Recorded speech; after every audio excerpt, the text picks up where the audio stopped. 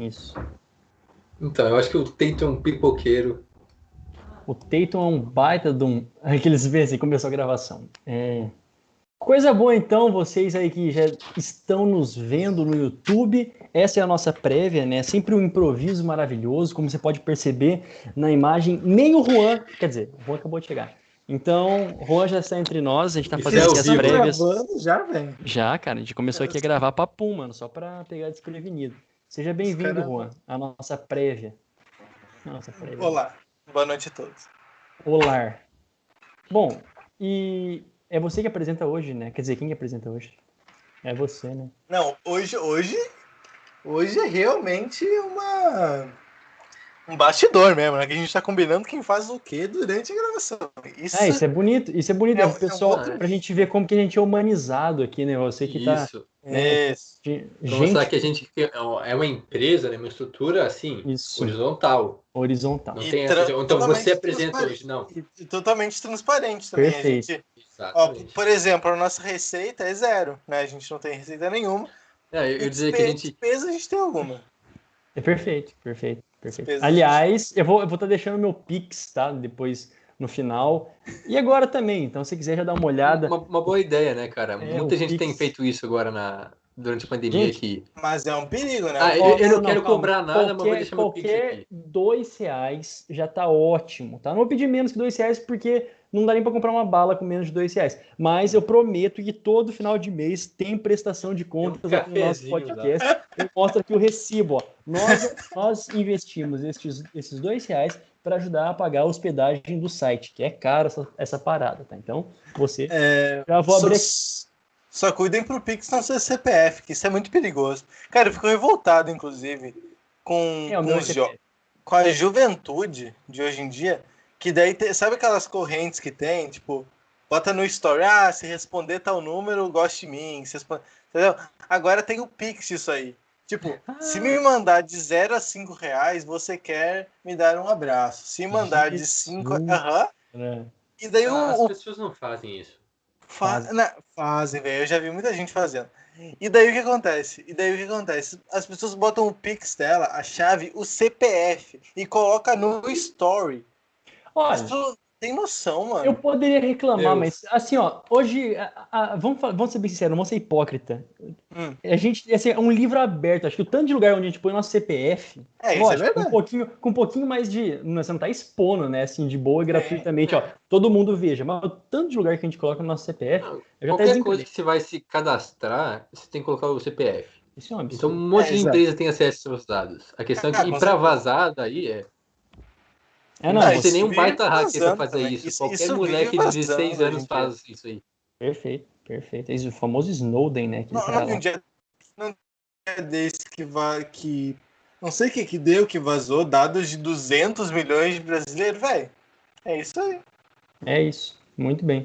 Eu vou botar na legenda, sempre na legenda do YouTube, sempre assim, ó. O podcast, de fato, começa no minuto tal, para não perder. Quem começa ali já começa a assistir sem expectativa. Porque às vezes a gente vai ficar 10 minutos falando aqui, já deixa bem claro. O podcast, de fato, vai começar no minuto tal. Vamos fazer Me comprometo a fazer isso. Vai, pode puxar aí. Tá, eu apresento, o Jonas passa os destaques e o Jonathan passa a visão. É isso aí, né? Perfeito, exatamente. Ok. É isso? Então tá. É isso. Vou bater palminha aqui, então, tá? Bate palminha.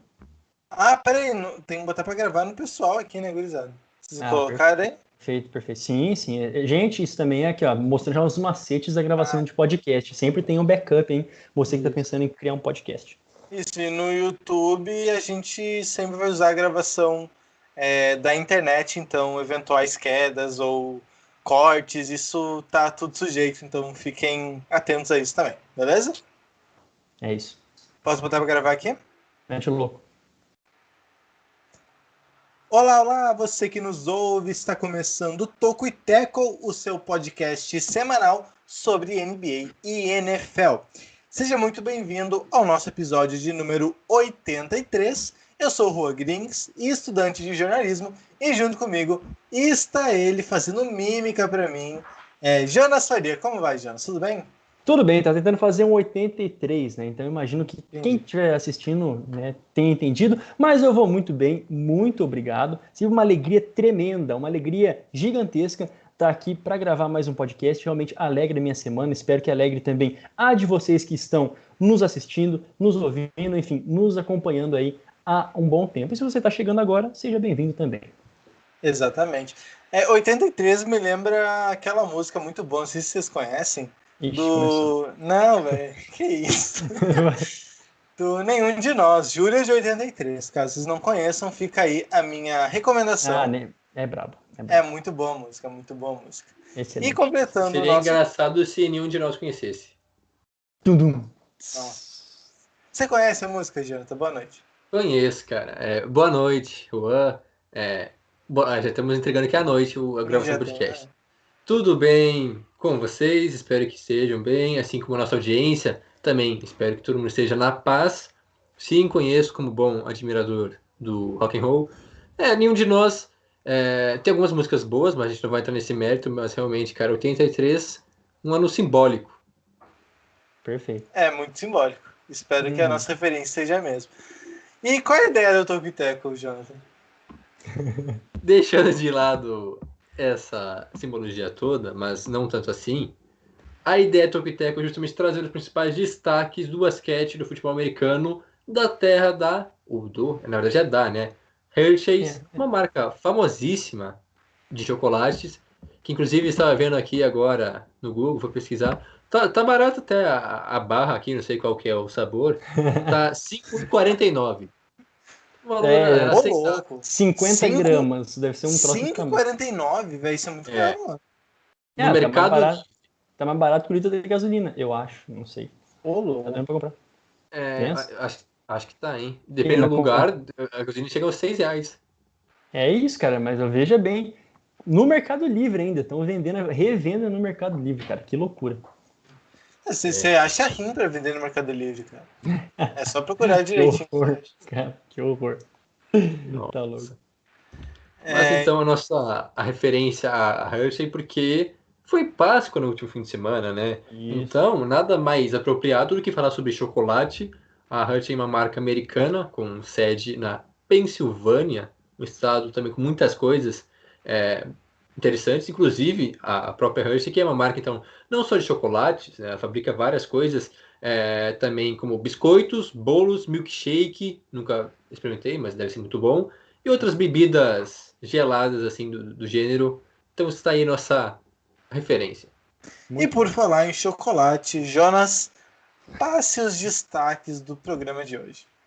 Olha só como faz todo sentido, né? Como uma coisa que é super bem pensada. O chocolate Hershey's, a gente vai falar também sobre os chocolates da NBA. Isso mesmo, né? Um dos chocolates mais emblemáticos da última semana, a vitória do Toronto Raptors, sobre o Golden State Warriors por 130-77. E também teve um outro chocolatezinho ali do Celtics sobre a equipe de Charlotte, dos Hornets, por 116-86. Mais do que isso, né, também tem outros resultados aqui que a gente vai passar dando tempo, mas a gente vai focar nesses dois jogos e também falar um pouquinho desses 4 times, né, um pouquinho do que esperar para o restante da temporada, ou se já é momento de ligar o alerta vermelho, se é calma aí para pensar mesmo ali no front office de cada uma das equipes. Enfim, tá aí então o chocolate para o nosso episódio 83. Maravilha, então vamos começar falando sobre a vitória dos Raptors sobre os Warriors, o placar de 130-77. Minha matemática vai me falhar, mas foram 53 pontos de diferença, é isso, né, João? 53. Excelente que pergunta pro Jonathan, esse aí sabe. Não, cara, não, já tá certo, tá certo. 53, né? Isso. 53, ok. 53 pontos, então. Só para passar algumas curiosidades do que significam esses 53 pontos. Foi a maior vitória em diferença de pontos da história da franquia do Toronto Raptors. A segunda maior, inclusive, foi no ano passado, ou na temporada passada, sobre o Indiana Pacers. Então aí fica a coincidência de 2 temporadas seguidas batendo o recorde de diferença de pontos. O plus-minus, que é a conta que a NBA faz para calcular a diferença de pontos enquanto determinado jogador esteve em quadra. Como é que eu posso ter um exemplo? Tá jogando o Boucher. E daí, enquanto ele tá em quadra, o Raptors fez 4 pontos a mais do que o adversário. Só enquanto ele esteve em quadra. Então, o plus-minus dele é de 4 pontos. No caso do Gary Trent Jr., que chegou há pouco tempo do Portland Trail Blazers. Peraí, começou a tocar uma música aqui no meu fone. Ok, tava distraído, voltou. O plus-minus do Gary Trent Jr. foi de 54 mais, 54 positivo. Ou seja, enquanto ele esteve em quadra, o Raptors venceu por 54 pontos, o que seria um a mais do que de fato foi o placar. Esse plus-minus, ele foi o segundo maior da história da NBA, desde que ela passou a contar. Não lembro exatamente quando foi que a NBA passou a considerar essa estatística, mas é algo notável, né? Ser esses 54 pontos, o segundo mais de todos os tempos. Sim. E outro fator curioso foi por outro lado, né, o Stanley Johnson, que terminou o jogo com -7. Então, de alguma maneira, enquanto ele esteve jogando, o Raptors perdeu o jogo. Foi bizarro. É o cara que tá no lugar errado na hora errada, né? Ou simplesmente ele é muito ruim, porque só dele estar em quadra, o time que tava voando consegue estar perdendo, né? Durante esse período. Mas foi realmente uma lavada histórica. A equipe de Toronto necessitava muito de uma vitória desse tipo para embalar, para dar a volta por cima, porque o mês de março, a gente comentava em off, foi muito difícil para a equipe dos Raptors, né? Um mês muito turbulento, com muitas derrotas, não lembro agora exatamente qual foi o recorde, mas perdeu muitos jogos, teve alguns problemas também fora de quadra, e aí começa abril, né? Foi no dia 2, esse jogo, se não me engano, desse jeito, com a vitória. Claro que é apenas um jogo isolado, a gente não pode se levar também como se fosse a redenção dos Raptors agora, que o time vai embalar e vai chegar lá no topo do leste. Acho difícil que isso aconteça, mas foi uma vitória muito importante para dar mais moral, para dar ânimo para os jogadores. O próprio Pascal Siakam estava todo estiloso depois do jogo, colocou um óculos escuro, um blusão rosa, todo chamativo, mostrando toda a marra dele, porque há muito tempo não acontecia isso, né? Um clima mais leve, mais descontraído dos Raptors depois de uma vitória dessas. E o próprio Siakam, um cara muito criticado na última temporada, porque se esperava dele, né, após a saída do Kawhi, que ele assumisse o protagonismo do time. Até jogou bem em alguns momentos, mas na bolha, né, depois do retorno da NBA, ele não foi muito bem, teve algumas partidas bem apáticas, pouca pontuação lá em Orlando. E nessa temporada ele está jogando bem até, um dos principais, talvez o principal jogador na temporada dos Raptors, tem uma média de pontuação de 20 pontos, lidera a equipe, mas não é aquilo que se esperava dele, né? O cara do time, como muitos imaginavam que ele teria uma ascensão com a saída do Kawhi para se tornar a nova estrela de Toronto, e essa vitória mostrou que o Siakam teve meia hora em quadra, um pouco mais, e teve 36 pontos. Então, mostrando a qualidade de aproveitamento dele, uma noite que, claro, que quase tudo deu certo para ele, e assim como todo o time dos Raptors, né? O Van Vliet foi bem também, o Gary Trent, que chamou a responsabilidade, teve o jogo da vida dele praticamente.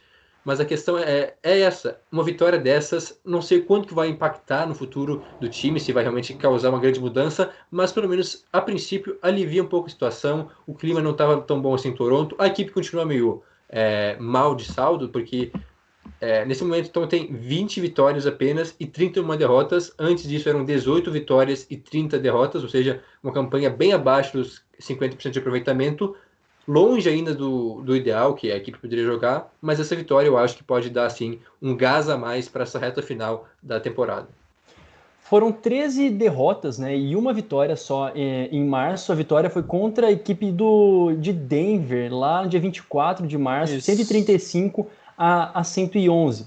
A verdade é que o Toronto voltou a perder na terça, né, ontem, a gente está gravando na quarta, voltou a perder para os Lakers, mas mesmo assim, né, não foi de tão longe assim. As últimas duas vitórias mais consideráveis, venceu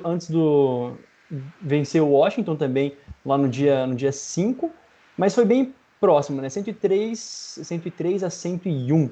Mas as últimas duas vitórias, justamente contra Denver e contra a equipe do Golden State, foram de mais, né, 130 pontos, ou no caso, mais. Essa contra o Golden State Warriors é muito simbólica por conta dessa passagem, né? Dessa virada de chave de março para abril, mas também por conta de que o Raptors vem sofrendo muito, né? Tem sofrido com tantas perdas de jogadores, a mais recente agora na Free Agents, o Norman Powell. Trade Deadline.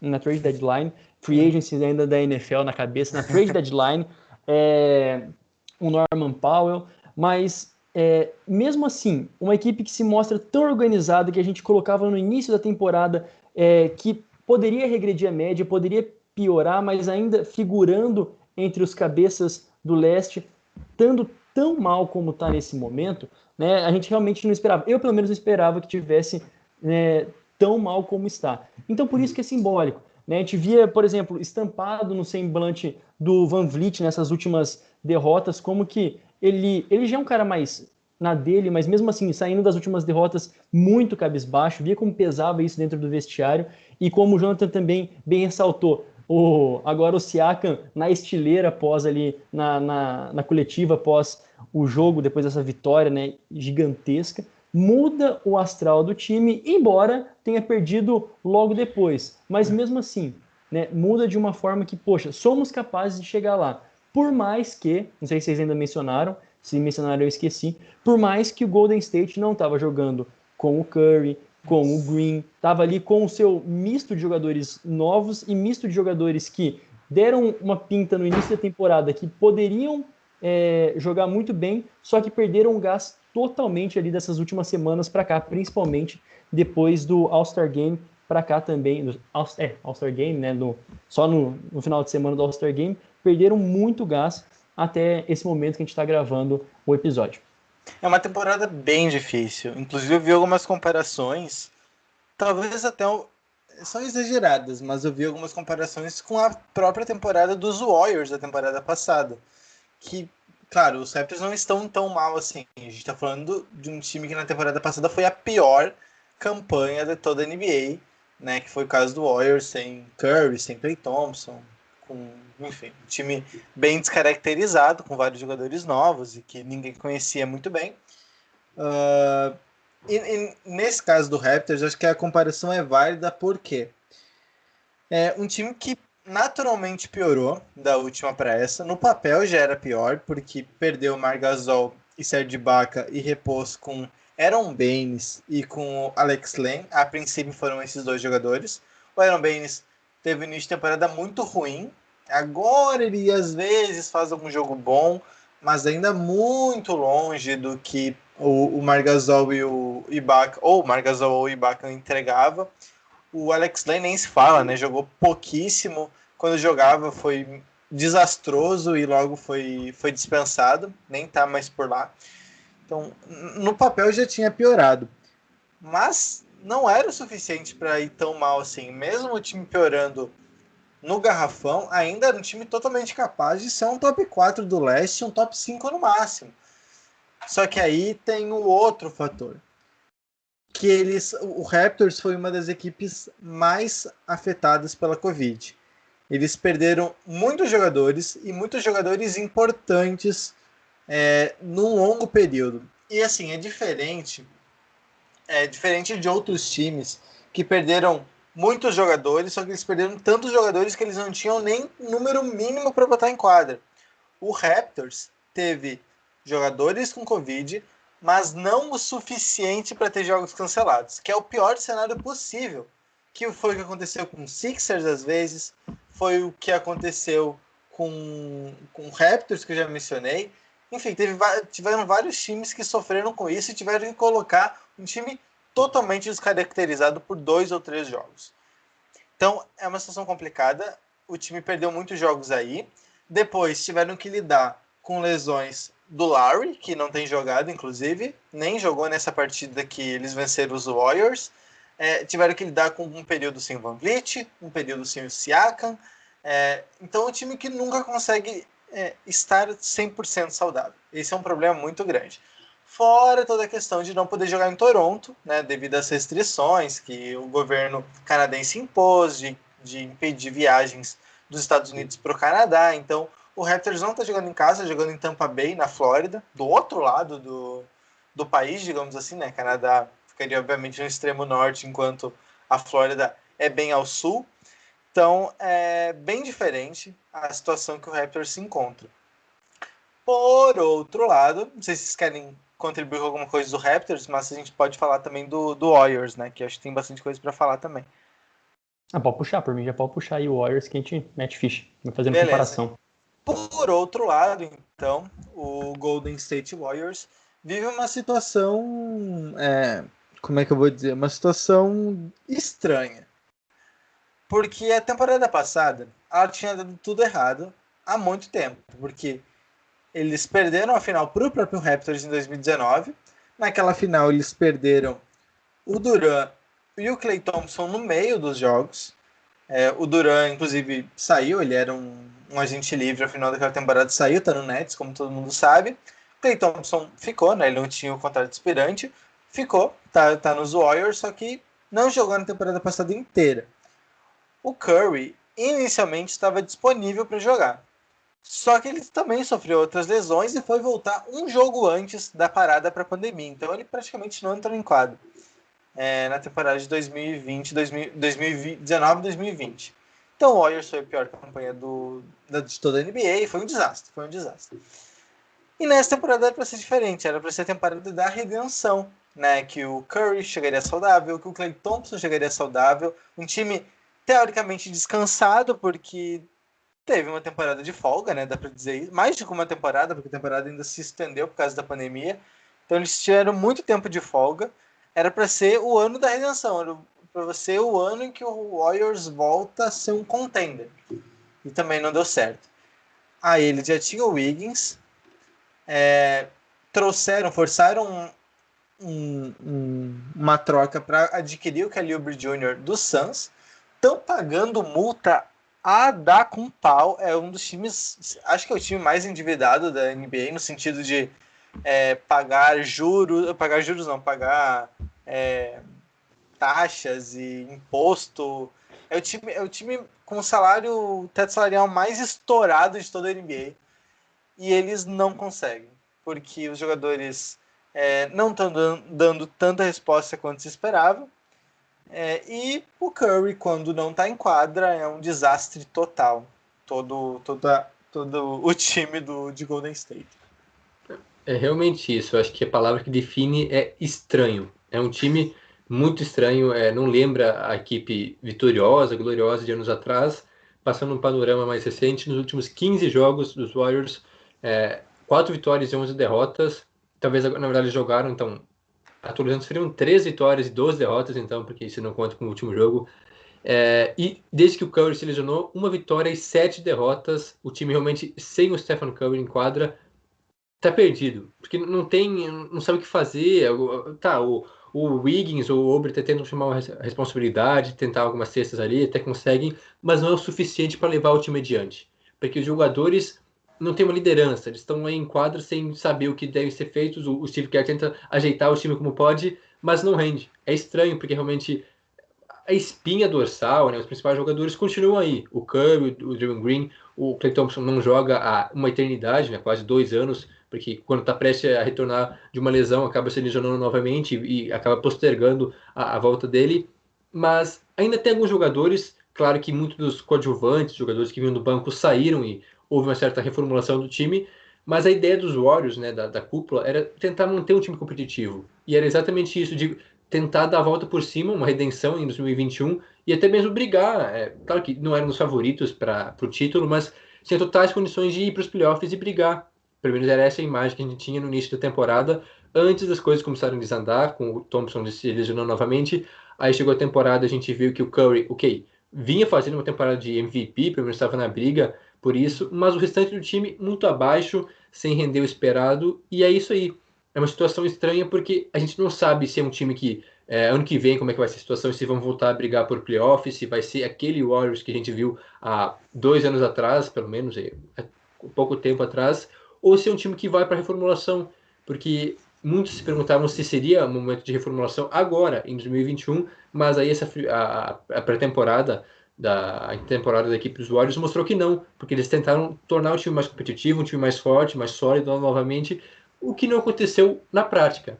No papel talvez você poderia ser, mas dentro de quadra não corresponde à altura. Tiveram a seleção do James Wiseman, segunda escolha geral, e até teve esses bons momentos durante a temporada. Os últimos jogos um pouco apático, distante daquilo que ele pode render, como todo o time dos Warriors, como eu já disse, sem o Curry, parece muito perdido em quadra. É realmente estranho. Não sei o que falta para esse time dos Warriors dar certo, porque o treinador é o mesmo, boa parte da base do time continua aí, mas o time está longe de render aquilo que se imaginaria que a equipe dos Warriors poderia jogar nessa temporada. É uma fragilidade, né, que se expõe até quando a gente para pensar na gravidade da situação, comparando o Golden State Warriors com o Raptors, é aquele negócio, né? A gente tinha comentado em off isso também e é importante de ressaltar pela imagem que o Golden State tem perante todo mundo, né? Assim, de dinastia, aquela campanha absurda de 73 vitórias, né? 73 vitórias, que 5 aparições, 3 títulos, aquela coisa maravilhosa, e em comparação também com o vexame que os Raptors estão passando, o vexame é menor. Por quê? Quer dizer, o vexame do Raptors é menor do que o vexame dos Warriors. Por todo esse contexto, pela equipe que era montada e pelo esse orgulho e por aquilo que se dizia no início da temporada. Nós vamos, mais uma vez, brigar na cabeça no topo do Oeste. Eles trouxeram o Wiseman, né, o James Wiseman, nessa esperança de uma necessidade clara de um pivô, ok, foi muito bom no início, né? Se a gente pega agora para olhar, por exemplo, a defesa do Golden State Warriors, não é como se fosse ruim. Se não me engano, que o rating ainda é a nona melhor defesa a defesa deles é muito boa. A defesa deles é muito boa. Mas aí que a gente vê como que fica frágil, como a importância do Curry, como esse elemento dorsal mesmo da equipe do Golden State Warriors, sem ele muda tudo, e é uma coisa muito mais frágil, como ele precisa estar jogando e jogando muito bem, pontuando muito, sendo realmente aquele que carrega o time nas costas ofensivamente. E do contrário, os outros caras não estão dando conta do recado. Muito diferente, por exemplo, se a gente pega, salvo as comparações, mas vou comparar, como o Lakers sem o LeBron e sem o Anthony Davis, que tem jogadores com um certo calibre, que embora faça toda a diferença ele não estarem em quadra, né, os dois, eles estão conseguindo pelo menos levar o piano lá nos Lakers e ainda se chegarem ao ponto de um playoff. A situação dos Warriors é totalmente delicada, porque a gente pensa o seguinte, como é que vai ser na temporada que vem? Eles não podem entrar num terceiro ano, né, contando que, poxa, mais um ano de restrições, um início, pelo menos, de temporada que seja, de restrições lá nos Estados Unidos relacionado a público, relacionado às finanças mesmo, que a gente sabe que diminui a capacidade salarial de cada um dos times, né, o teto salarial, ficar sem ter uma resposta por uma terceira temporada consecutiva. Aí realmente é muito, muito delicado a questão que eu vejo assim para os Warriors. Então, por isso, o alerta vermelho é bem mais vermelho do que nos Raptors. Só para explicar essa questão do teto salarial dos Warriors, o que acontece? A NBA permite que você estoure o teto salarial para renovar os jogadores que já tem. Uhum. Por exemplo, você não pode gastar mais para pegar uma estrela, entendeu? Você já está com teto salarial, por exemplo, o Warriors tá com o teto salarial estourado e eles vão atrás de sei lá, o Kyle Lowry, que pode ser um agente livre agora. Eles não podem fazer isso, eles não podem pagar o que o Kyle Lowry vai pedir porque eles não têm espaço para isso. Mas eles podem estourar para renovar. O que, por exemplo, eles estouraram para renovar com o Curry, com o Klay Thompson, sim, com todos esses caras. Então, que vai renovar novamente, né? Exatamente. Enquanto ele estiver lá, o teto salarial o espaço salarial do Warriors vai ser nulo. Eles vão pagar muita multa.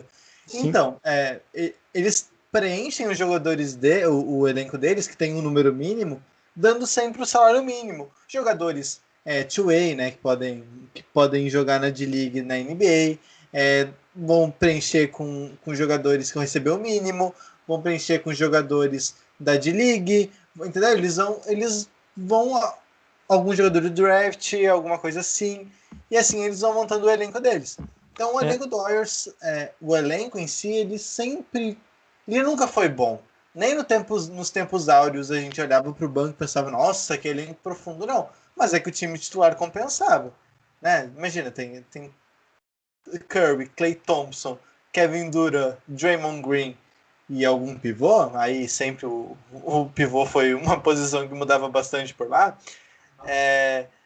O banco não era bom, mas o time titular, pronto, compensava, não tinha discussão. Sim. Agora que o time titular já não é tão bom, que o quinteto titular já não é tão estrelado, tão confiável, a gente começa a sentir falta do banco. Porque daí você olha pro banco, tem Jordan Poole, tem Juan Toscano Anderson, tem o Nico Mannion. Você olha e não tem muitas soluções. O Kent Bates... Deu uma cortadinha, o Juan. Tenta falar de novo. Deu uma cortadinha, acho que você ia falar o Bazemore, né? Voltou? Isso, o Bazemore, eles tinham o Brad Wanamaker, que era do Celtic, então são sempre jogadores mais ou menos, entendeu? Nunca é um cara que jogadores que realmente agreguem muito do banco. Uma estatística que peguei do Stat News e do Twitter o Warriors com o Stephen Curry, 13º melhor ataque na temporada. Sem o Stephen Curry, é o pior ataque dos últimos 5 anos. É o pior rating ofensivo dos últimos 5 anos. É algo que dá em 99,8.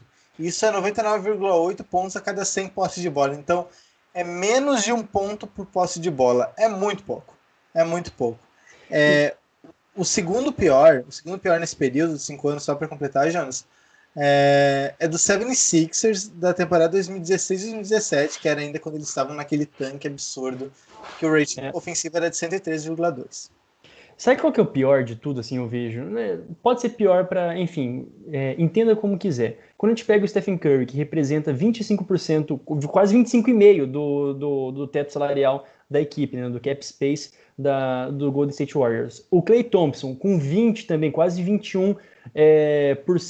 O Andrew Wiggins, 17%. Esses caras, né, ou até o Draymond Green, todos esses caras, estrelas, o Golden State ele vai precisar de alguma forma mantê-los. Tem que manter, porque se não mantém, por exemplo, o Curry, o Thompson, é realmente entregar para a miséria, é realmente entregar assim, entregamos totalmente as pontas. Entregamos e não queremos mais, assim, por não sei nem quanto tempo, a não ser que um milagre aconteça no próximo draft, realmente isso. E, por exemplo, a gente pega o Thompson, que a gente não sabe como vai voltar depois dessa, né, nem ter jogado 2 temporadas sem jogar, basicamente. Tem ainda um dinheiraço garantido, uma pancada garantida. O Andrew Wiggins está naquele contrato máximo de rookie também, a extensão máxima de rookie. Tem muita coisa que trava o Golden State Warriors, que vai ter que ter uma jogada de mestre na próxima temporada, para manter esses caras e manterem querendo jogar. Porque o que a gente ouve falar, que, por exemplo, o Green já não está tão mais animado para buscar playoff. O Bazemore também foi um que falou muito, né? Falou realmente do clima ruim, né? Depois dessa última derrota absurda. Mas uns caras que são estrelas e que eles não estão mais preocupados em, nossa, vou esperar que James Wiseman jogue bem, que os rookies venham jogando bem dentro do meu time. Não, eles não querem mais isso, eles querem mais e mais títulos, né? Que o Jordan Poole joguem bem. Por isso que eu vejo que, tipo, os Nets estão funcionando muito, né? Tem dinheiro e chama lá com um projeto para agora e os caras que teoricamente são estrelas ou que já foram, estão indo a rodo para lá. Eu acho que a hora dos Warriors chegou, ou então está chegando. Assim como os Rockets, não vai levar muito tempo, esse time vai ter que ir para a reconstrução. Eu acho que se eles negarem isso realmente e tentarem tapar o buraco de outra forma, com a peneira na próxima temporada, só vai piorar ainda mais a situação. Claro que é difícil desfazer de um Curry, do Thompson, até porque são ídolos. Eles são o time dos Warriors na última temporada. Eles são uma referência, a imagem da NBA nas últimas temporadas. Mas, de fato, o time precisa se reconstruir. Talvez se eles fazendo desses jogadores, a não ser que eles queiram permanecer recebendo menos do que recebem hoje, e aceitando a limitação que o time não vai brigar por playoffs, não vai brigar por título, porque esse momento está chegando, e eu realmente acho difícil o time conseguir dar a volta por cima, trazer mais alguém, ou até mesmo manter esses jogadores que o Jonas citou, jogadores que são estrelas, para a próxima temporada e para as próximas, brigando por títulos, porque tá difícil de ver, a não ser que, de fato, Thompson volte jogando bem, que acho difícil, porque uma série de lesões, assim, ficar tanto tempo parado, imagino que vai sim acabar impactando no desempenho dele, porque o físico dele já não é mais o mesmo depois dessas lesões, a idade também. O Curry também já está com uma idade mais avançada, então por quanto tempo ele vai continuar jogando nessa forma incrível que ele tem atuado? Eu acho que, infelizmente, para os torcedores do Warriors, é um momento de repensar um pouco os rumos da franquia. Esse momento estranho que vive agora é meio que sinal disso, porque ou vai para um tanque, vai para reconstrução, ou então tenta um último tiro, né, uma última carta na manga para tentar brigar por playoffs, o que é muito difícil nessa temporada. Talvez ainda possa acontecer o time ir para o play-in, com o Curry voltando logo mais e o time consiga voltar a jogar bem e ir para o play-in. É possível, mas eu acho que não vai brigar, não vai competir de verdade nos playoffs. A mesma coisa serve para os Raptors também. O que a equipe de Toronto vai tentar fazer agora? Vai tentar uma cartada final para voltar a ser um time mais competitivo ou vai tentar reconstruir, reestruturar o time? Porque de fato a troca, né, na trade deadline mostra isso. O time está tentando trazer jogadores mais jovens, mais baratos, vislumbrando um futuro um pouco melhor, mais equilibrado e se desfazendo de algumas peças importantes, como o Norman Powell, que era o segundo jogador com mais tempo de franquia, né? Só o Lowry está mais tempo, inclusive quase foi trocado também na trade deadline. Então, eu acho que os Raptors estão um pouco mais evidente, né? Mais claro que eles vão tentar uma reconstrução. Já o Warriors tenta negar isso de toda forma e eu acho que esse preço vai ser cada vez mais caro, mais alto, se a equipe continuar negando esse processo que parece ser algo natural para toda a franquia. Fica disfarçando as evidências, né? Que coisa maravilhosa. É isso. Se eu não me engano, o Curry é o jogador com mais tempo numa franquia que draftou ele na NBA atual. Então, dos caras que foi draftado, que está ao mesmo tempo, mais tempo na mesma franquia. Então, eu não consigo imaginar ele fora dos Warriors. E também imagino que quando ele estiver por lá, eles vão tentar ser competitivos. Não sei se é viável uma reconstrução enquanto o Curry estiver por lá. O Klay Thompson eu nem sei, porque tem que ver a questão física dele, tem que ver como é que ele vai voltar. O Curry a gente já viu, ele Mas voltou aí de tá, uma... não. Oi, É que ele é o parça do Curry, né? Então eu imagino que o Curry vai pedir para ele continuar. Sim, Talvez o sim. desejo dos Warriors não seja mantê-lo, né? Justamente porque ele é caro e não se sabe se ele vai jogar em alto nível, né? Vai voltar a jogar novamente em alto nível. Mas é aquilo, né? É o irmão do Curry, praticamente. Eles jogaram todo o tempo junto nos Warriors. Eu acho que tem esse valor emocional também, não só pro Curry, mas também pra torcida, pra todo mundo nos Warriors. É 2009, né? Não sei se você falou, mas desde 2009, né? Isso. É muito tempo. Enquanto esses dois estiverem jogando, e se eles estiverem jogando bem, os Warriors são um time de playoff, fácil. Sim. Tem que ver como que eles vão continuar mantendo. Talvez se o Wiseman virar um grande jogador, não literalmente, porque ele é um pivô, mas se ele virar um bom jogador, um jogador de muita qualidade, pode ser um caminho. Pode ser um caminho, sim. Uma dessas possibilidades. Vamos para o momento merchan, então? Vamos falar de coisa boa? Chega de falar de time que está em uma fase, time de sofrência. Vamos falar de coisa boa, vamos falar do Toco e Teco. A gente tem um site funcionando, bonito, esperando por você, esperando sua visita. tocoiteco.com, e lá a gente tem uma novidade. Caso você queira participar do nosso podcast, queira mandar uma mensagem, queira mandar uma pergunta, mandar um abraço, mandar um beijo, um abraço virtual, um beijo virtual também, né? Com distanciamento social, por favor. Você pode ir lá entrar na nossa aba de participe do podcast. Lá você clica, manda sua mensagenzinha, envia, a gente recebe e responde aqui no podcast.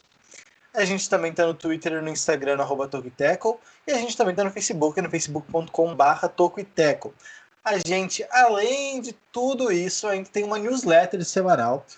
Você pode acessar a newsletter para ver as edições passadas, para ver se curte o formato, se gostou do jeito que a gente aborda. Você pode entrar lá em tocoiteco.substack.com e se quiser assinar, lembrando que é gratuito, a gente assinar é só por colocar o seu e-mail, mas é totalmente gratuito. Você coloca lá e passa a receber, então, semanalmente, um resumo das principais notícias da NBA e da NFL, toda sexta-feira de manhã, às 9 horas, ou algo em torno disso. tocoiteco.substack.com para repetir. Lembrando que esses links todos estarão na descrição do podcast. Então, caso você não tenha pego alguma coisa, é só dar um confere lá que vai estar tudo disponível. Esse podcast está disponível no Spotify, na Apple Podcasts, no Stitcher, no Google Podcast, na Amazon Music e em todas as demais plataformas de streaming. Caso você ouça podcast em alguma cujo Toco e Teco não esteja, usei o cujo errado, eu sei disso, mas no qual o Toco e Teco não esteja, manda uma mensagem pra gente por e-mail, no Instagram, no Twitter, que a gente dá um jeito de colocar lá também. E se você não estiver satisfeito em nos ouvir e quiser nos assistir, você pode procurar o nosso canal no YouTube. Só chegar no YouTube lá e pesquisar Toco e Teco, vai estar o nosso canal lá. Todos os podcasts ficam disponíveis na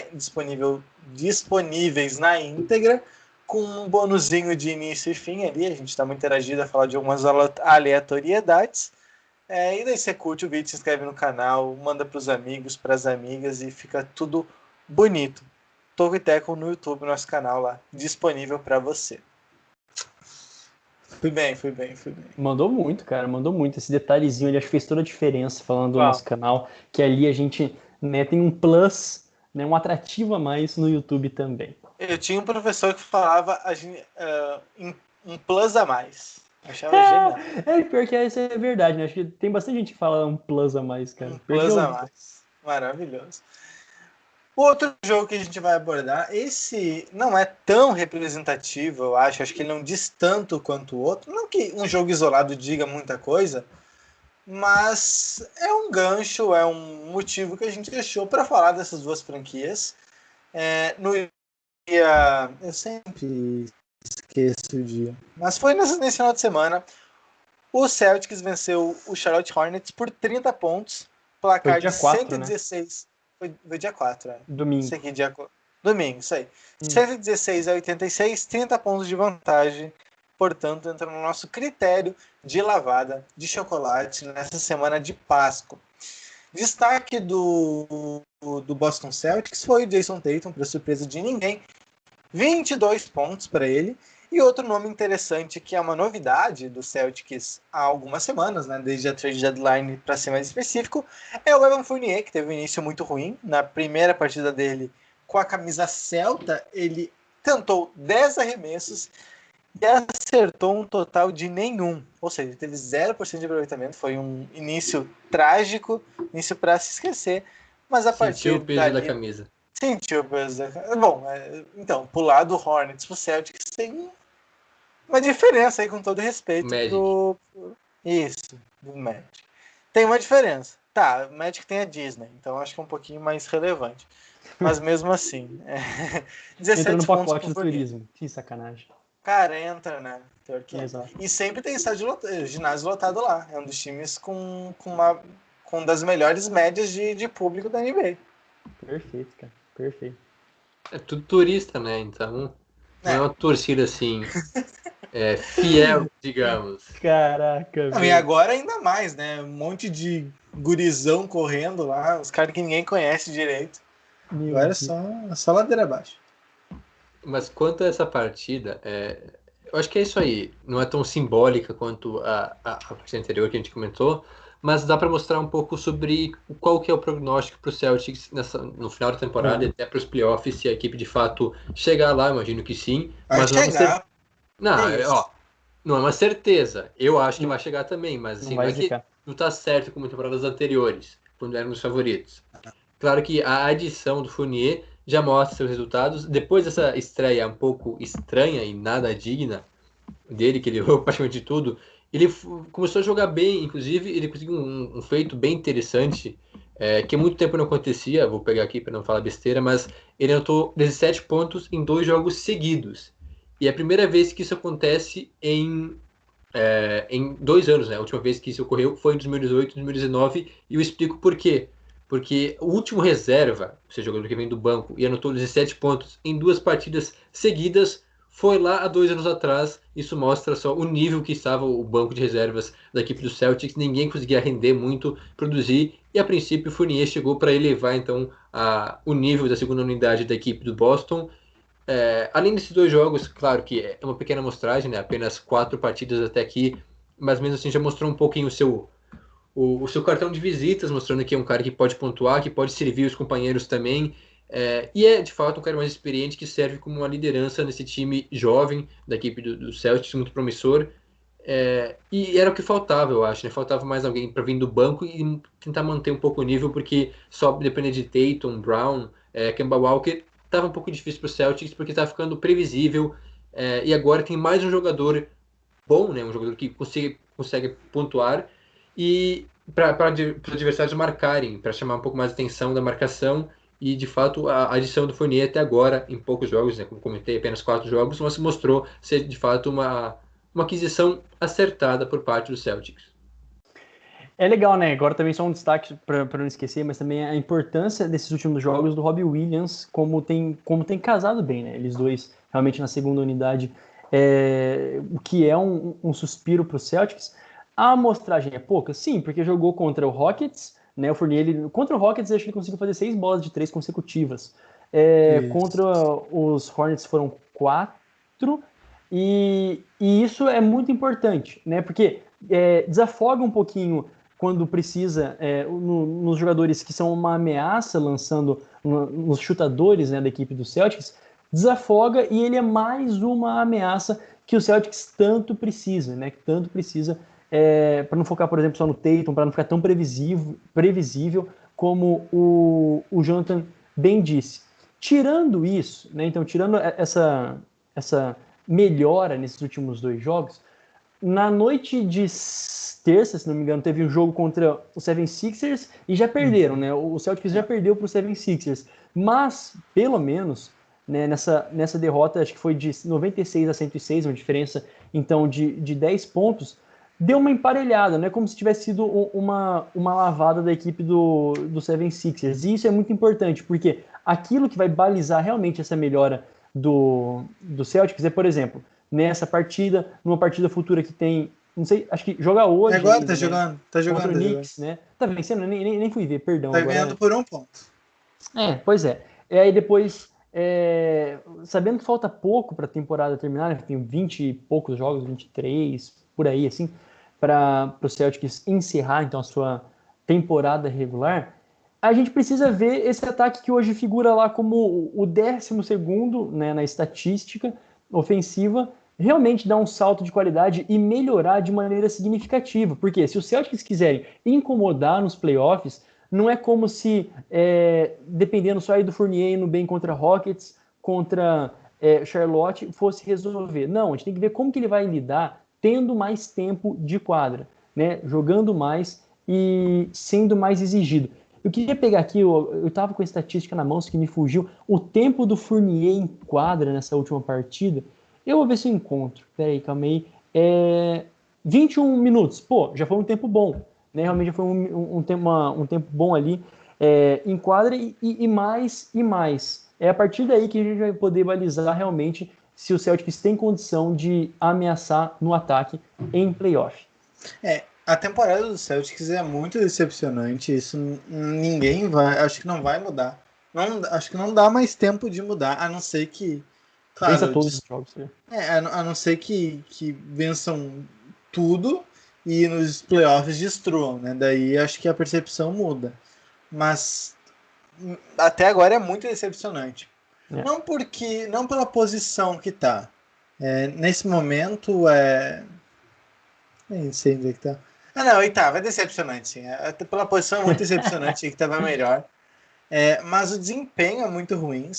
Nesse momento, esse podcast já vai entrar atrasado, tá? Porque estão jogando agora. Mas nesse momento, agora, nesse exato segundo, ele tem 25 vitórias e 26 derrotas. Então é um recorde negativo.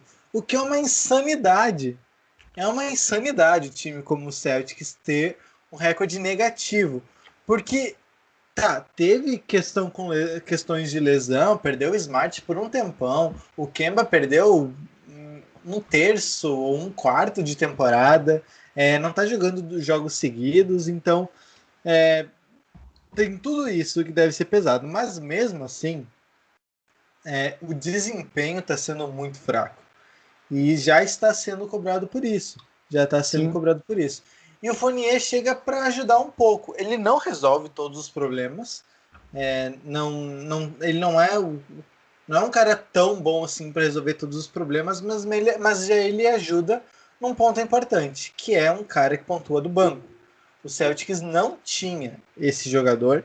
Talvez fosse para ser o Jeff Teague, só que não deu certo. Ele jogou meia temporada, foi trocado, né, na trade deadline. Não, foi trocado e depois foi dispensado na trade deadline. Não deu certo. Ele até teve alguns jogos bons, esporadicamente bons, mas não foi consistente como se esperava. Então o Fournier resolve. E já está mostrando que resolve. O Jonathan deu estatística. 2 jogos seguidos com 17 pontos. Fazia 2 anos que ninguém fazia isso lá em Boston. Então ele já fez diferença. E ele ajuda, né? Ele ajuda também os outros jogadores. Porque ter arremessadores faz com que o time funcione melhor.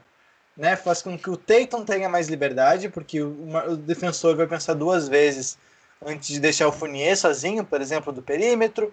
Mesma coisa para o Jaylen Brown, para a mesma coisa o Kemba Walker. Então,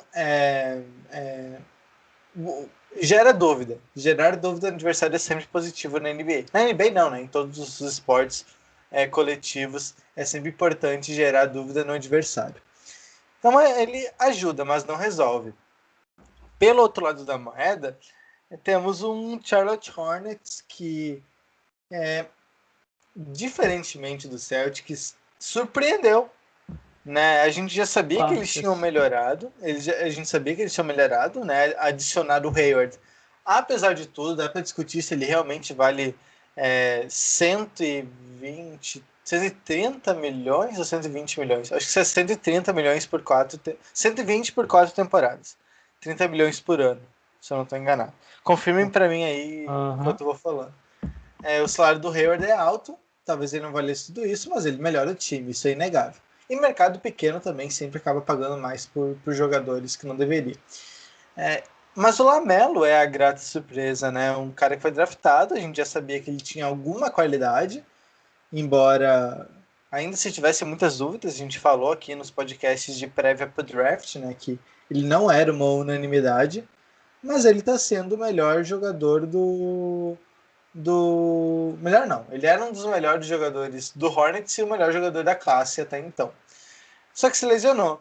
E ele se lesionou, deve voltar talvez só nos playoffs, caso os Hornets cheguem lá. E o Hayward também se lesionou. No mínimo 4 temporadas. 4 semanas de ausência para o Hayward. Ele ainda vai ser reavaliado. Todo o contrato dele. Pode ser. Não, mas ele ficou uma temporada lesionado lá em Boston, por exemplo. 2, né? Porque a segunda ele não existiu praticamente. Então o Hayward vai ficar em um tempo de molho e o time fica muito dependente do Rozier, por exemplo. O que não é tão bom assim. Então acho que eles vão cair, eles estão em 5º lugar nesse momento, mas sem esses 2 jogadores, principalmente sem o Hayward, que estava sendo um grande jogador, o melhor jogador do time, imagino o Hornets caindo aí para uma disputa de play-in. Não acredito neles se sustentando na zona de vaga direta para os playoffs. Até porque o leste está muito equilibrado, né? Tirando, acho que os 3 primeiros aí, o Sixers, Bucks e Nets, o restante ainda está em aberto, assim, quem é que vai ficar com as outras 3 vagas diretas para os playoffs e quem é que vai para o play-in. Por exemplo, o Hornets tem mesmo de vitórias que os Celtics. Mas a questão é que o Celtics tem mais derrotas. Mas está muito equilibrado aí, então questão de 1, 2 jogos faz toda a diferença. Mas falando do futuro, então, da equipe de Charlotte, é difícil imaginar esse time mantendo o nível realmente, porque perdeu 2 dos seus principais jogadores, tem ainda o Rozier, que se torna a única referência praticamente do time, porque o Devonte Graham tem feito uma temporada ok, depois de um grande ano que ele teve no passado, né, explodindo para a liga. Nesse momento ele regrediu um pouco no desempenho. Tem outros jogadores também, tem o PJ Washington, tem o Miles Bridges, que agora vai ter mais espaço, vai ser titular então com essas lesões, com a lesão do Hayward. Mas é um time sem profundidade, né? Um time que não tem tanta opção, já é um time mais limitado, perdeu 2 dos seus principais jogadores, e agora jogadores que eram importantes no banco vão para o time titular, e o banco ainda fica mais carente. Então realmente fica difícil para os Hornets manterem um alto nível. Era uma grata surpresa, era interessante até, bem bacana acompanhar o time jogando com o LaMelo Ball. E agora veremos como esse time vai se virar, talvez até consiga vencer alguns jogos e manter um pouco o nível. Mas se o time conseguir se classificar para o play-in, no caso, e aí ter a volta do LaMelo e também do Hayward, tem até alguma chance de brigar. Não acho que seja um grande candidato, mas é um franco-atirador que não já chegou lá na sua expectativa, né? A expectativa não era tão alta, então talvez até tenha feito mais do que o esperado e joga sem tanta pressão assim, mas de fato acho que vai cair um pouco o rendimento nas próximas partidas. É que foi surpreendente como que casou muito bem, né? A ida do Hayward também com o Lamelo, que, poxa, teria tudo para ser o calouro do ano, né? Com certeza, mas depois dessa lesão, fica um pouquinho atrás. Então, é uma coisa que contou com a sorte, mas também com o bom planejamento do time, né? E chegou até ali.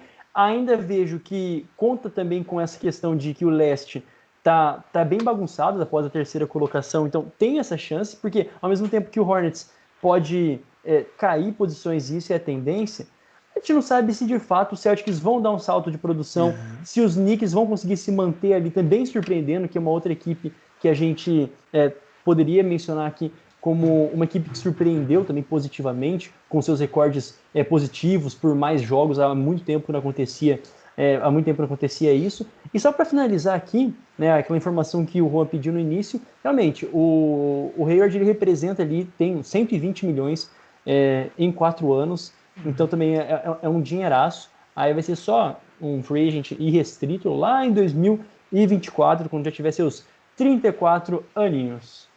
Muita coisa, né? Pois é. Tem um tempo ainda pra gente falar de uma notícia relevante dessa semana, que nem estava no roteiro, mas acho que é importante falar, importante abordar. O Jrue Holiday renovou com os Bucks. Ele vai ganhar agora 185 milhões garantidos, né, por 4 anos. Potencial valor de 160 milhões, tem aqueles bônus, né, caso vá atingindo as metas, ele vai ganhando mais dinheiro. Ele, agora, o mais interessante dessa renovação, né? Jrue Holiday chegou nessa temporada, ele foi trocado lá dos Pelicans para os Bucks, renovou, agora ele vai ficar um tempão lá em Milwaukee, e aí agora o Milwaukee tem garantido por longo prazo os seus 3 jogadores principais, não só os 3 jogadores principais, o Antetokounmpo, que renovou por uma bolada absurda nessa última off-season, né, a maior salário de todos os tempos. E o Middleton também, que renovou faz umas 2 temporadas, eu acho, também renovou por um longo tempo. E agora o Jrue Holiday é o terceiro dessa lista. Então os Bucks têm, claro, muita coisa pode acontecer, mas eles têm, pelo menos por uns 2, 3, 4 anos, garantidos de alto nível, porque os seus melhores jogadores estarão lá sob contrato. Não dava para falar muito mais, até porque o Jrue Holiday, a gente via também nessa... Como a gente falou muito quando ele foi para os Bucks, né? O esforço que os Bucks fizeram para realmente colocar ele no time, ele era uma das peças importantes, não digo assim, a ponto de receber bajulações, mas que era um cara que precisava estar ali para mostrar segurança para o Antetokounmpo, né? Do projeto dos Bucks em se mostrar competitivo e eficientes para os playoffs, né? Uma equipe séria para os playoffs. Depois, claro, aquilo que a gente falou da eliminação também na temporada passada nos playoffs, da maneira como foi. Então, assim, é merecido? Eu não digo assim que, nossa, ponto de ser merecido ou não, mas era um pouco previsível justamente pelo esforço que os Bucks fizeram em trazê-lo para a equipe nesse ano. É exatamente isso, né? A chegada dele para ser mais um tripé, né? Ser o terceiro tripé do tripé, né? É o terceiro pé, na real, né? Isso, o terceiro pé. Eu me confundi todo aqui agora. O que acontece? O terceiro pé desse tripé, então, com o Giannis e o Middleton. E um cara que defensivamente acrescentou bastante pro time. Claro que a gente comentou uns podcasts atrás que os Bucks já não eram mais tão eficientes defensivamente como na temporada passada, mas mesmo assim um time bem organizado. Quando todo mundo está jogando, é um time difícil de se bater, um time encardido. E é isso aí, o Holiday vinha de um ótimo momento lá nos Pelicans, acho que as últimas 3 temporadas talvez tenham sido as melhores de sua carreira, então ele estava no auge, chegou agora nos Bucks para brigar por título, e é isso aí, eu acho que não é o grande favorito, mas com o Holiday dando esse ajuste, servindo, né, para o Giannis, eu acho que pode de fato se tornar um time bem perigoso. E eu tava conferindo aqui, até fiquei surpreso, mas o Holiday é do draft de 2009. Eu não imaginava isso, ou seja... Junto com o Curry, né? Junto com o Curry. Ele tem apenas 29 anos, né? Vai fazer 30 agora, nesse ano. Não esperava por isso, mas ele tem uma longa rodagem. Passou pelos Sixers, depois pelos Pelicans por um bom tempo, agora nos Bucks. Um cara experiente que agrega bastante nos dois lados da bola, tanto ofensivamente quanto defensivamente, para a equipe de Milwaukee. E isso é bacana, só para fechar, né? Isso é bacana, porque tanto em Filadélfia, né? No 76ers, como nos Pelicans e agora nos Bucks, essa característica que ele tem é que ele chega e fica por um tempo. Lógico, quando a gente pega ali no 76ers, né? Ele, pelo visto, ficou só o tempo dele de calor, né? Ficou ali o tempo dele de calor e depois foi para os Pelicans, que ficou, né? Ali uns bons anos, desde 2013, 14, 7, né? E agora é essa tendência. Ele é um cara que fica, né? Não é um cara que tem muitas e muitas passagens e vai para milhares de times. Só para esclarecer, então, o contrato do Holiday, o contrato que ele assinou lá nos Pelicans, inclusive, era de 5 anos. Então, esse contrato termina em 2022, ou seja, sem ser nessa off-season, na outra, no final da próxima temporada. E a partir dali, então, ele ingressa nesse novo contrato dos Bucks. Então, ele tem contrato garantido até 2025. O Chris Middleton, ele assinou por 5 anos. Aqui não tem o ano direitinho, mas expira em 2024. Então, ele tem ainda mais 3 temporadas inteiras. 3 ou 4 temporadas inteiras. 4 temporadas. Enfim, tem umas temporadas. Essa mais 3. Tem essa mais 3. E o Antetokounmpo, né, como eu já tinha dito, renovou por 5 anos na última off-season por 228 milhões de reais. É muita grana. O contrato dele, então, expira em 2026. Então, o Big Three está garantido até 2024, no mínimo. Bonito, cara. Realmente. É isso. É diferente de um all-in, né? Pelo menos se for um all-in, ainda é um all-in a longo prazo, né? Então, dedicando bastante dinheiro, mas é com consciência. Não, e sobre pagar muito, é a velha discussão do mercado pequeno, né? Times de mercado pequeno precisam pagar mais. Porque você não tem o atrativo da cidade, do glamour, da marca, mídia, da né? mídia. Tipo assim, para jogar no Lakers ou jogar em Nova York, daí seja no Brooklyn. Se te derem vale alimentação, você vai, tá? Exatamente, porque ali você vai estar no holofote o tempo todo. Para jogar no Wisconsin, você tem que ganhar um pouco mais. Tem essa taxinha a mais que é meio subentendida nas negociações. Não só da NBA, mas imagino de todos os esportes americanos, os times de mercado mais alternativos, eles acabam tendo que pagar mais. Não tem jeito. Isso, ou ser um time de muita tradição. De longa data. Por exemplo, que é o caso dos Packers, que também fica aí na região, né? Em Green Bay, no caso, também é Milwaukee, basicamente aí na região metropolitana, assim que a gente pode chamar. Mas é um time tradicional, então muito jogador sonha quer ir jogar lá na NFL, porque é um time tradicional, até alguns consideram o maior de todos, mas é um dos maiores, sem dúvida. E essa diferença, né? Ou você joga no mercado interessante, ou então você é um time tradicional, um time muito vitorioso para chamar a atenção dos jogadores, senão é realmente uma cidade de interior, digamos assim, dos Estados Unidos, uma cidade menor, não vai atrair tantos jogadores, tem que ter outra forma e geralmente acaba sendo pagar uma bolada para eles. Exatamente. O tipo Boston na NBA, né? Tipo, é um mercado grande, assim, é bem maior que Milwaukee, por exemplo. Mas a tradição de jogar no Celtics, né, 17 títulos, isso pesa muito também para atrair jogadores. Vixe, muito bem. Não, é isso. Muito bem, senhores. Então o Talk Tackle vai ficando por aqui. Não esqueça de seguir a gente lá no Instagram e no Twitter, no @Talk Tackle. E também nos siga. Não siga não, curta. Dá para seguir no Facebook também, né? Siga e curta, então, o Talk Tackle no Facebook, no facebook.com/Toco e Teco. Também acompanhe nosso site, né? Semanalmente a gente publica alguma coisa por lá, tocoteco.com, e também assine a nossa newsletter, tocoteco.substack.com. Ouça também o nosso podcast semanal sobre a NFL. Estamos analisando os prospectos para o próximo draft, né, que acontece aí nas próximas semanas. E também siga os nossos perfis pessoais, o meu @é JuanGrins, e o seu, Jonathan. @JonathanMomba. E o Jonas? Jonas Faria no Instagram e Jonas Faria Underline lá no Twitter. Você viu que eu te poupei, né, Jonathan? Te poupei. Obrigado.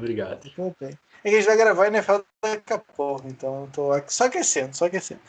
Muito obrigado, então, a quem acompanhou a gente até aqui. A gente volta na próxima semana com mais um episódio do Toco e Teco NBA. Até lá, tchau.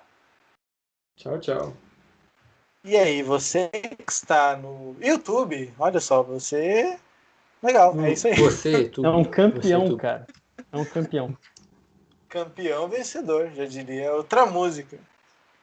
É isso. E você, né, cobre o Jonathan, tá? A gente vai continuar levantando essa hashtag aí até ele criar. Se tornou uma causa. Se tornou uma causa, cara. Se eu pudesse fazer uma manifestação, eu ia para Godoy, eu ia para Cândido Godoy para fazer uma manifestação aí na... Como é que chama lá? Só vem, mano. Na linha 13 que você mora, né? Que isso, cara. Errou por um dígito. Linha 12? Linha 12. É isso, cara, tá vendo? Lá que ele mora na linha 12, ia lá na linha 12 fechar... Ai, caramba, eu caí minha garrafinha aqui.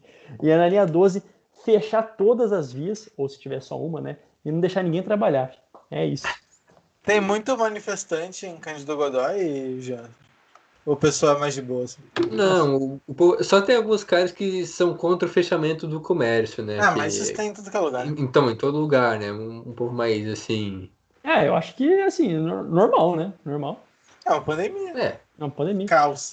Um momento de polaridades, né? Acho que você fala muita polaridade. Se cuida quem tem, né? Todo mundo sabe a melhor maneira de se cuidar, essa que é a verdade. Se você está nos ouvindo até agora, cara, se cuide. O recado principal é esse. Isso. Se cuide.